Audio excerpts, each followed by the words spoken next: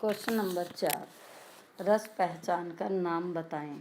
Number 1, जगी उसी क्षण विद्युत ज्वाला, गरज उठे होकर वे क्रुद्ध, आज काल के भी विरुद्ध है, युद्ध युद्ध बसे मेरा युद्ध। तो यहाँ रौद्र रस उत्पन्न हुआ है, क्रोध का भाव प्रधान है। दूसरा, कौरवों का श्राद्ध करने के लिए या कि रोने को चिता के सामने, शेष अब है रह गया कोई नहीं, एक वृद्धा एक अंधे के सिवा।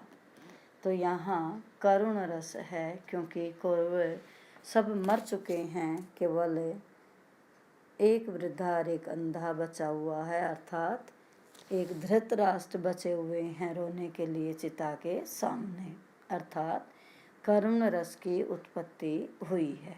अगला, एक और अजगर ही लखी, एक और मृगराय, विकट बटोही बीच ही परियो मूर्छा खाई।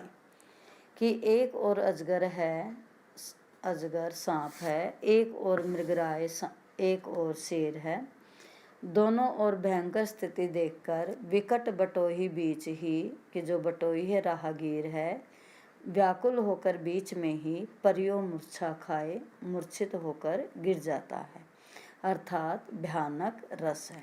अगला, एक मित्र बोले, लाला तुम किस चक्की का खाते हो, इतने महंगे राशन में भी तुम तोंद बढ़ाए जाते हो। हास्य रस, अर्थात इतनी महंगाई में भी मोटा व्यक्ति अपनी तोंद बढ़ा रहा है, अर्थात हंसी या हास की उत्पत्ति हुई है। हास यह स्थायी भाव है, अतः हास्य रस की उत्पत्ति हुई है। अगला, श्री कृष्ण के सुन वचन अर्जुन क्रोध से जलने लगे।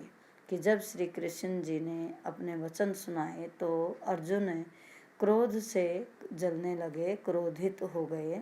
सब शोक अपना भूल कर करतल युगल मलने लगे। कि अपना सब शोक दुख भूल कर दोनों हाथों से हाथ मलने लगे, अर्थात रौद्र रस की उत्पत्ति है। क्रोध भाव आया है तो रौद्र रस माना जाएगा।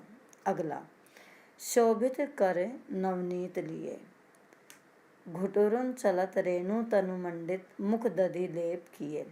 श्री कृष्ण जी का वर्णन किया गया है कि श्री कृष्ण जी नवनीत मक्खन लेकर जा रही हैं। घटुरन चलत, कि घुटनों के बल वे चल रही हैं, इसलिए रेणु तनु, कि पूरे शरीर पर रेणु धूल मिट्टी से मंडित है, मिट्टी भरा हुआ शरीर है। और मुख दधि लेप किए, और मुख पर दही मक्खन लगा हुआ है।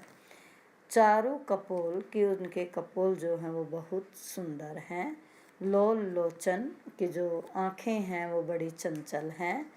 गौरोधन तिलक दिए, और गौरोचन तिलक दिए, और उनके माथे पर तिलक लगा हुआ है, अर्थात यहाँ वात्सल्य रस है। कृष्ण के प्रति प्रेम व्यक्त किया गया है। बच्चे का सुंदर रूप है, कृष्ण जी का बचपन का वर्णन है, अर्थात वात्सल्य रस की उत्पत्ति हुई है। कि जहाँ बच्चे के प्रति प्रेम उत्पन्न होता है या बच्चे के प्रति प्यार दिखाया जाए, वहाँ वात्सल्य रस होता है। और वह क्योंकि वहाँ वत्सल स्थायी भाव है, तो वात्सल्य रस की उत्पत्ति हुई है।